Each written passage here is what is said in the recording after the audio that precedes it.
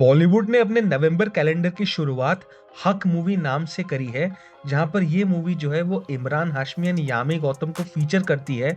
और ये court room drama film है। इसकी अगर बात करें इस फिल्म की, तो ये फिल्म जो है वो बॉलीवुड के जो करंटली सिनेरियो है, जहां पर majorly of the directors are following the same trade की यार एक्शन मूवी, एक्शन जॉनरा बनाएंगे, एक्शन हाई ऑक्टेन ड्रामा ये सब। From that it is a fresh air where a mature audience के लिए कोई मूवी केटर किया गया है, जहां पर basically mature in the sense की it is a deeper understanding आपको चाहिए इस मूवी को समझने के लिए। इसमें नो नॉनसेंस मूवी है, and also the fact that this movie caters to a content driven movie as well, उस कैटेगरी में हम इसे रख सकते हैं। मूवी की अगर हिस्टोरिकल एक्यूरेसीज की बात करें, तो ये मूवी जो है वो लूजली इंस्पायर्ड है from the book Bano, Bharat की बेटी, जो कि अगेन एक रियल लाइफ केस जो भारत के 90s में हुआ था, जिसे हम शाह बानो केस कहते हैं, उस पे बेस्ड है।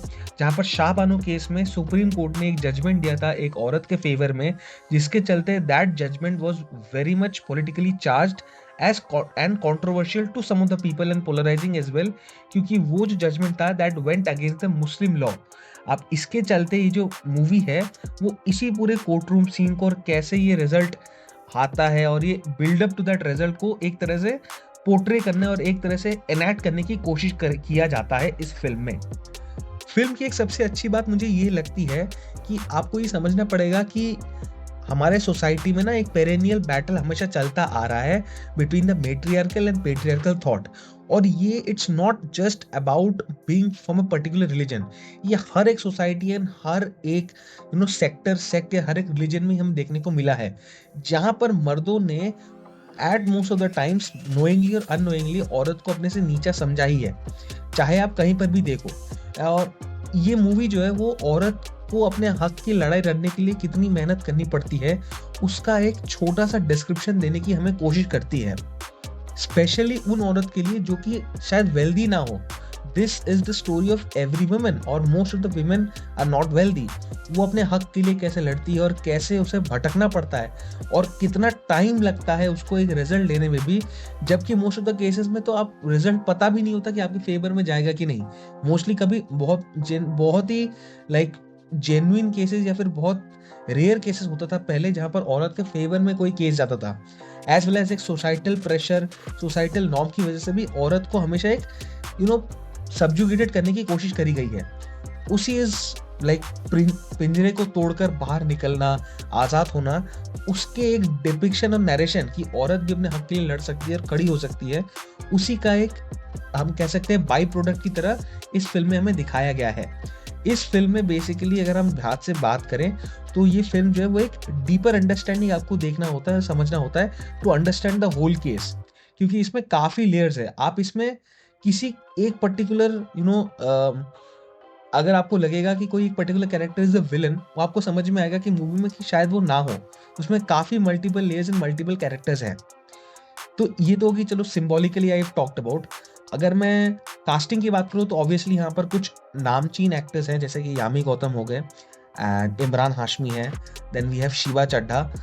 All these actors are present जो कि जिन्होंने एस्टैब्लिश वर्क किया हुआ है और इनमें बहुत अच्छा रोल ये करते हैं। टिचुलर रोल में अगर हम बात करें तो बेसिकली हमारे पास इमरान हाशमी एंड यामी गौतम ही है, जहाँ पर यामी गौतम ने जो शाह बानो का कैरेक्टर है उसको प्ले किया है और उनके जो शौहर है या फिर हस्बैंड है उनका रोल इमरान हाशमी ने प्ले किया है। तो इन दोनों के बीच में ही जो बैटल है वही एक कोर्ट रूम ड्रामा है जो कि इस फिल्म में मेजर पार्ट में दिखाया गया है। परफॉर्मेंसेस की बात करें तो सबसे पहली बात तो मैं ये कहना चाहूंगा कि यार इमरान हाशमी एंड यामी गौतम दोनों के परफॉर्मेंस एक्सेप्शनल लेवल है, स्पेशली यामी गौतम। इनफैक्ट यामी गौतम की जो रिसेंटली फिल्म चॉइसेस हैं that have been very good. I mean उनकी जो फिल्म थी article 370 that was brilliant film, और अभी हक, उनकी परफॉर्मेंसेस, उनके जो डायलॉग डिलीवरी थी, इमोशंस थे, that was spot on, that was absolutely brilliant. And उनकी जो वो प्लीट है, उनकी जो वो दर्द है, ठीक है, वो इस फिल्म में दिखता है, एनेक्ट प्रॉपरली किया गया है कि how she has to struggle and manage at the same time while being an independent woman who has suffered a divorce obviously, and कैसे उसके बाद उसे अपने फैमिली को सपोर्ट करना है, कैसे सोसाइटी से भी लड़ना है और अपने हक के लिए खड़ा होना है। उसको एक not portraying as a helpless damsel in distress, but as a woman who is trying to held her head up. उसको पोर्ट्रे करने की जो कोशिश है वो यामी गौतम ने बखूबी किया है. तो I would say Yami Gautam is for me one of the most under appreciated actress in our country, जिसे अप्रिशिएट मुझे लगता है ज़्यादा करना चाहिए because she has the necessary acting chops and talent required. बात करते हैं इमरान हाशमी की, तो इमरान हाशमी भी भाई रिसेंटली ऑन रोल है भाई, बैस्टर्ड ऑफ बॉलीवुड से लेकर अब ये, जहाँ पर उन्होंने बहुत ही अच्छा परफॉर्मेंसेस दिया है. जहाँ पर इमरान हाशमी की जो परफॉर्मेंसेस हैं, उनकी जो लाइक डायलॉग डिलीवरी हो गई या फिर आंखों से जो वो एक्सप्रेशंस हैं, that shows that he has matured and he has the experience of an actor. जहाँ पर initially being like doing roles in Jannat, Murder में जैसे उन्होंने रोल्स किए हुए हैं, from making a transition to in this format, जहाँ पर उन्होंने हर वैरायटी ऑफ रोल्स को इतनी अच्छे से निभाया हुआ है ओवर द इयर्स जिन्होंने फिल्म में काम किया है. और जो मैच्योरिटी है वो उनकी एक्टिंग में दिखती है. जो रोल्स है जैसे शिवा चड्डा का रोल हो गया, अदर जो कैरेक्टर्स के रोल है, they were also good, but obviously these two shine the brightest. Film की अगर मैं नेगेटिव्स की बात करूँ तो मुझे एक तो चीज़ जो मुझे थोड़ी सी खटकी वो ये कि फिल्म की पेसिंग कहीं कहीं जगह पे थोड़ी सी ऑड थी, कहीं कहीं जगह पे मेरे को सही नहीं बैठ रही थी. वो एक दिक्कत थी कि फिल्म की पेसिंग ऐसी थी यार, मेरे को कभी कभी मन करता है यार स्किप करो इस पार्ट को, समझ में आ रहा है but still I wanted to skip. Secondly इसकी जो एडिटिंग क्वालिटी है वो काफ़ी मतलब मुझे लगी पुअर थी. जो फिल्म कंपैरिजन हम देख रहे हैं या फिर जो फिल्म्स हम देख रहे हैं, जैसे कोर्ट रूम ड्रामा हो गया या फिर कुछ भी हो, एज जनरल हम बॉलीवुड में जो देखते हैं उसके हिसाब से जो एडिटिंग स्किल्स है वो सब पार थी, वो इम्प्रूव की जा सकती थी, जो कि मुझको चॉपी लगी. एंड एट टाइम्स ऐसे लगी कि यार ये बहुत ही बेसिक एडिटिंग मिस्टेक्स दिखी हैं और हुई हैं जिसे अवॉइड किया जा सकता था, जो कि आंखों को अच्छी नहीं लग रही थी.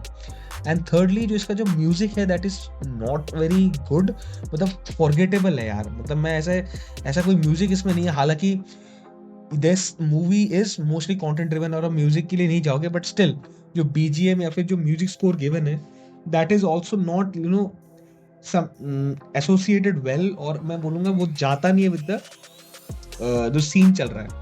तो वो एक दिक्कत है जिससे अगर सॉल्व किया जा सकता था तो ये मूवी बहुत अच्छी और बन सकती थी. लेकिन ओवरऑल मैं यही बोलूंगा कि ये मूवी जो है वो content wise is one of the best. ठीक है, आई अप्रिशिएट बॉलीवुड की यार, बॉलीवुड जो है वो ऐसे कुछ फिल्म्स होती हैं जो कि कंटेंट ड्रिवन है. एंड बहुत लोग बोलेंगे कि propaganda film, but I don't think it is. And again I am not here targeting any particular community and all, it's just the fact. ये ट्रूथ और ये घटना पे आधारित है और उसी घटना को एक छोटे से टाइम फ्रेम में एनैक्ट करने की कोशिश करती है ये फिल्म. जहाँ पर ये फिल्म जो है वो काफ़ी सारे जैसे मैंने कहा सवाल खड़े करती है और सब्जेक्ट्स खड़े करने की कोशिश करती है. यार ये कैसे काम करेगा, वो कैसे काम करेगा. एंड लाइक औरत जो है वो दबाया नहीं जा सकता. लाइक हमने दबाने की बहुत कोशिश करी है as a society, as males, but it's not the fact. औरत भी उतना ही इक्वली हक रखती है जितना एक मेल रखता है. एंड हेंस ये जो नेम है Haq, that fits perfectly as well. तो ये फिल्म जो है वो बहुत ही अच्छी है, इसमें कोई वल्गैरिटी नहीं ऑब्वियसली.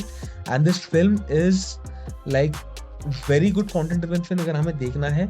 और इस फिल्म से आप एक नया पर्सपेक्टिव हमें देखने को मिलेगा. शायद जिन लोगों को इस केस के बारे में नहीं पता है, like those who are not from that time, उनको भी एक पता चलेगा कि उस टाइम के हिसाब से ये फाइट कितनी बड़ी और कितनी मुश्किल थी और कैसे इसे जीता गया है. वो है ये फिल्म जो है वो कि हमारे ट्रेडिशनल जो बॉलीवुड कोर्ट रूम ड्रामा वैसा तो नहीं है जो हम देखते आ रहे हैं, but it's a fresh take on it and it's definitely worth watching. तो ये हक नाम की फिल्म जो है ये एक और चीज़ में भी काफ़ी ज़्यादा रोशनी डालती है. वो ये है कि कैसे उस टाइम पे धर्म के नाम पर और लाइक किसी कम्युनिटी के नाम पर कैसे जो है वो रूल्स या फिर लॉज को कभी कभी डिस्टॉर्ट किया जाता था. एंड कभी कभी जिसके चलते जो है न्याय जो है वो अनजस्टिफाइबली गिवन होता था. जहाँ पर जिसको सच में न्याय की ज़रूरत थी या फिर जो डिजर्विंग था उसको शायद कभी कभी जस्टिस नहीं मिलता था. एंड अभी भी कैसे like in the name of religion कभी कभी ये चीज़ें इन्फ्लुएंशियल और कभी कभी जैसे ये इन्फ्लुएंस करती है डिसीजन मेकिंग को, जो कि ये फिल्म में अच्छी तरह से दिखाया भी गया है. Again this is not a target to any community, this is common for every religion and every sect. मैं बस ये कह रहा हूँ कि it happens in some places prevalently till death, पर तब तो बहुत ज़्यादा ये होता था। तो उस पे भी ये रोशनी डालती है और कैसे जो बैटल होता है उसको also against that as well, वो भी यहाँ पर दिखाया गया है। तो possibly this is that battle of, आप कह सकते हो एक तरह से, between the secular law versus the religious law. उनके बीच में जो बैटल है उसको ही डिपिक्ट करने का काम जो है वो हक मूवी यहाँ पर करती है। यही मेरे ओपिनियंस थे यार। तुम्हारे क्या ओपिनियन है कमेंट सेक्शन में जरूर बताना। और हाँ, अगर ये रिव्यू पसंद आए तो लाइक शेयर सब्सक्राइब करो। मिलते हैं अगले वीडियो में, तब तक के लिए जय हिंद, वंदे मातरम।